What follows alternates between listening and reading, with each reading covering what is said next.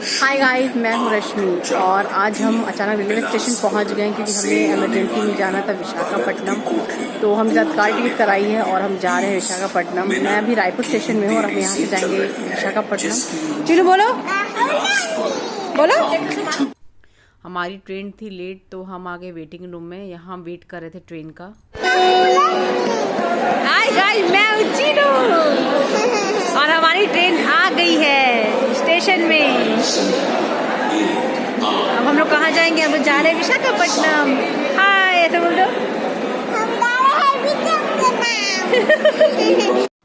और अब हमारी आ गई ट्रेन और मुझे फाइनली मिल गया विंडो सीट, जो मेरे लिए सबसे बेस्ट था। फिर हम विशाखापट्टनम पहुंच गए थे, बहुत जल्दी में थे, इसलिए हमने जगदम्बा चौक में ही एक कैब वाले ने हमें अशोका रेसिडेंसी के बाहर हमें उतारा, क्योंकि हमारा हमारे विशाखापट्टनम आना था तो हमने प्री बुकिंग नहीं कराई थी। तो हम यहीं हमें कैब ने छोड़ा तो हम यहीं आ गए रिसेप्शन में रूम बुक कराने के लिए। तो इसका व्यू ऐसा है, सामने गणपति पापा, सिंपल रिसेप्शन था। यहाँ पर लिफ्ट था जो नहीं थी तो हमने खुद ही चले गए, हम अकेले ही। हाय फ्रेंड्स, फाइनली हम पहुंच गए विशाखापट्टनम। बहुत जल्दी था इसलिए मैं आपको बहुत कुछ दिखा नहीं पाई। तो हम पहुंच गए अशोका रेसिडेंसी, क्योंकि हमारे यहाँ जो कैब था वो हमें यहीं छोड़ गया अशोका रेसिडेंसी में।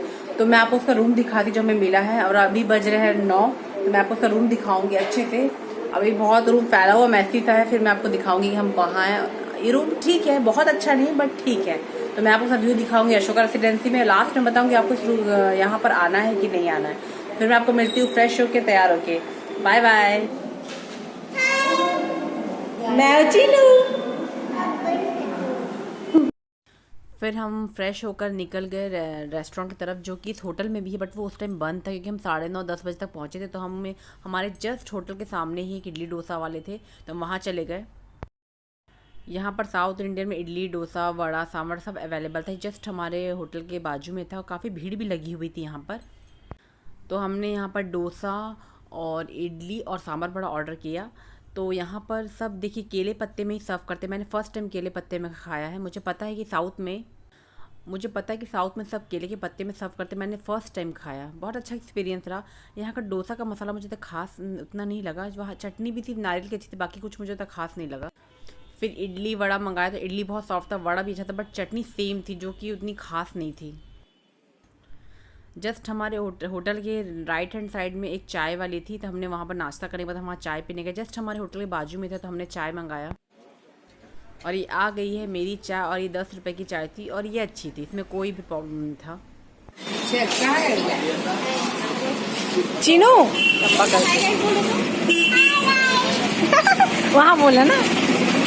हाय फ्रेंड्स, फाइनली मैं रेडी हो गई हूँ बीच जाने के लिए, क्योंकि मेरे पास अब 2 ही दिन है।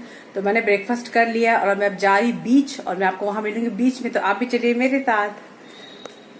तो ये है मेरा आउटफिट जो मैंने बीच के लिए ही सिलेक्ट किया है। इसे मैं पहन के जा रही है, पूरा मेरा क्लोजअप है, देखिए। फिर हम नीचे आए और नीचे आके हमने फिर से एक ऑटो लिया, क्योंकि हमें आरके बीच जाना था। किसी ने कहा कि आरके बीच सबसे बेस्ट है और सामने है। तो जगदम्बा चौक से ये 3 किलोमीटर की दूरी में आरके बीच है, तो हम वहाँ जाने के लिए तैयार हो गए।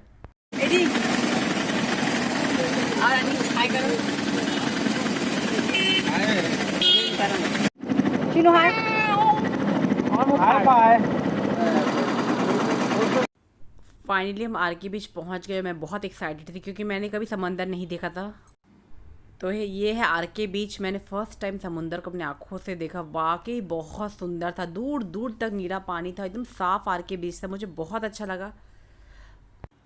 फिर मैं समुद्र के पास गई, कोई लहरें देख के ही मैं पागल हो गई। सच में मैंने पहले कभी समुंदर को नहीं देखा था, बहुत सुंदर था। यहाँ हर जगह आम मिल रहा था जिसमें नमक मिर्च पाउडर डाल के लोग बेच रहे थे। दे रही आंटी ना 20 रुपीज।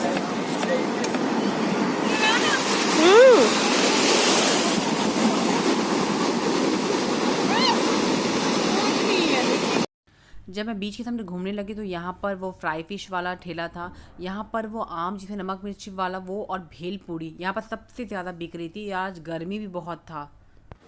यहाँ पर एक ऐसा स्टॉल था जहाँ पर शंख की बनी हुई चीज़ें मिल रही थी, आर्टिफिशियल थी, कुछ ओरिजिनल भी शायद थी, मुझे एग्जैक्ट नहीं पता। तो यहाँ पर पूरा वो आइटम लगा हुआ था, तो मैंने सोचा मैं कुछ खरीदती हूँ। तो ये पूरा समुद्र के किनारे लगा हुआ था, वाकई मेरे लिए बहुत ही सुंदर था, क्योंकि मैंने कभी समुद्र देखा ही नहीं, मुझे सब। तो मैंने ये ब्रेसलेट चूज़ किया जो कि नज़रबंद जो कहते थे, ये मैंने लिया अपने लिए, जो काफ़ी अच्छा भी लगा था और मैंने पहन भी लिया। फिर हमने ये भेलपुरी ट्राई की जो बहुत ही टेस्टी थी। इसमें कच्चे आम डले हुए थे जो कि सीज़न में मिलते नहीं। मैंने इसे 3-4 बार खा लिया और मैंने लंच भी नहीं किया। मैंने पूरा दिन मैं समुद्र में ही नहाने लगी। यहाँ हॉर्स राइड भी था जिसका कॉस्ट 100 रुपये था। देखो इन लोग कुल्फ़ी खरीदे, यानी समझ जाइए मौसम कैसा था। मौसम बहुत ठंडा भी नहीं था, तो इस कारण नहा कर फिर कुल्फ़ी भी खा रहे थे। फिर मैं और चीनी ने बनाया उसका पहाड़ रेत का, जो हम बचपन में बनाते थे ना। यहाँ पर आके मेरी बचपन ही ताज़ा हो गई सच में। मैंने पे कितने साल के बाद रेत में चीनू के साथ बैठ के ये बनाया, मुझे तो बहुत ही खुशी हुई, क्योंकि शायद मैं सब भूल चुकी थी, मगर चीनू थी तो मैं आज बनाई, तो मुझे ये वाकई बहुत अच्छा लग रहा था। और देखिए समुंदर में नहाते नहाते मेरी एक बिछिया भी खो गई। ये हो गया बुरा हाल। यार समुद्र की लहर देख के तो सच में मुझे इतनी खुशी, वाकई मैंने कभी ऐसा नहीं देखा था। ये मेरा इतना बढ़िया एक्सपीरियंस रहा ना, मुझे सच में बहुत ही अच्छा लगा। एकदम शाम होने वाली थी, यानी 5:30 कुछ बज चुके थे। मैं बहुत नहा चुकी थी और काफ़ी मेरे कपड़े तो नहा पूरे सूख भी गए थे। तो हम वापस अपने होटल जा रहे थे। जाते जाते हमें यहाँ खिलौना मिल गया जो चीनू ने देख लिया। अब चीनू रोने भी लगी खिलौने के लिए, तो हम यहाँ रुक गए चीनू के लिए। इस बीच में आपको टॉयलेट भी मिल जाता, जिसमें आपको पैसे पे करने पड़ते, जो कि बहुत प्लस पॉइंट था। फाइनली हम नहा चुके थे और हमारे कपड़े भी सूख चुके थे, और जितने कपड़े हम लेकर गए थे कोई मतलब नहीं हो, क्योंकि हम नहा के हमारे धूप इतना तेज़ था कि कपड़े सूख गए थे। अब हम वापस अपने जगदम्बा चौक में जो अशोक रेसिडेंसी, हम उसके लिए हम निकल पड़े। अब हम अपने रूम में जा रहे हैं और फिर मैं आपको वहीं मिलूँगी अपने रूम में। हम अपने रूम के पास पहुंच गए और फिर हमने फिर से नहाया, क्योंकि नमक पानी से नहा के हमारे शरीर थोड़ा सा ईचिंग टाइप का मुझे हो रहा था। तो मैंने फिर तुरंत जाके मैंने नहाया और फिर मैं तैयार हो गई नीचे जाने के लिए। फिर हम नीचे चले गए क्योंकि हमने दिन में लंच नहीं किया, तो सोचा हल्का फुल्का कुछ खा ले। फिर हमारे होटल के पास एक फ़ास्ट फूड मिला जहाँ पर हमने चाउमीन ऑर्डर किया। इसका टेस्ट बहुत सिंपल था, कुछ खास नहीं था। फिर हमने कुछ और ट्राई किया। फिर हमने गुपचुप ट्राई किया था, वो भी उतना कुछ खास नहीं था। फिर जस्ट वहाँ चाउमीन सेंटर के बाजू में ही एक रेस्टोरेंट था छोटा सा, जहाँ नॉनवेज और वेज दोनों मिल रहा था। तो हमने सोचा कि आज हम यहाँ पर खाना ट्राई करेंगे। सूर्या फास्ट फूड करके था, जस्ट उसके सामने में। यहाँ पर पूरा नॉनवेज का आइटम था, जिसमें बहुत सारे एग थे, फिश थे, चिकन थे, और यहाँ पर वेज का पूरा सेशन था। फिर हमने पनीर पनीर मसाला, रोटी और मिक्स वेज राइस ये मंगाया डिनर में, जो सिंपल था, ठीक था, बहुत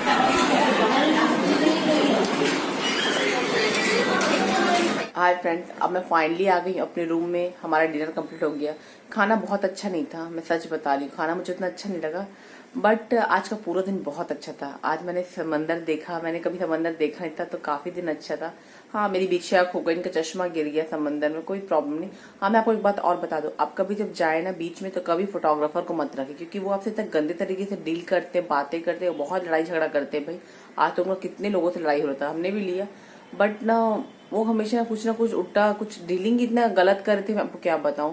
तो इसमें भी थोड़ा सा वो हो गया था। बट आप कभी भी जाए तो अपना कैमरा खुद लेके जाए, फोटोग्राफर मत रखिएगा, क्योंकि वो सब एक ही जैसे ही होते हैं। अदरवाइज आज का दिन बहुत अच्छा था। और हाँ, एक बताओ, जब मैं आज समंदर में नहाने गए थे ना, तो मेरे बाल बहुत ड्राई हो गए, बहुत ड्राई, पूरे हल्का सा मुंह में पड़ने से नमक नमक लग रहा था। बट फिर भी दिन अच्छा रहा। तो अगर आपको वीडियो अच्छी लगे तो मुझे कमेंट जरूर करिएगा। मैं आपको मिलूंगी नेक्स्ट वीडियो में। बाय बाय, टेक केयर, जय हिंद।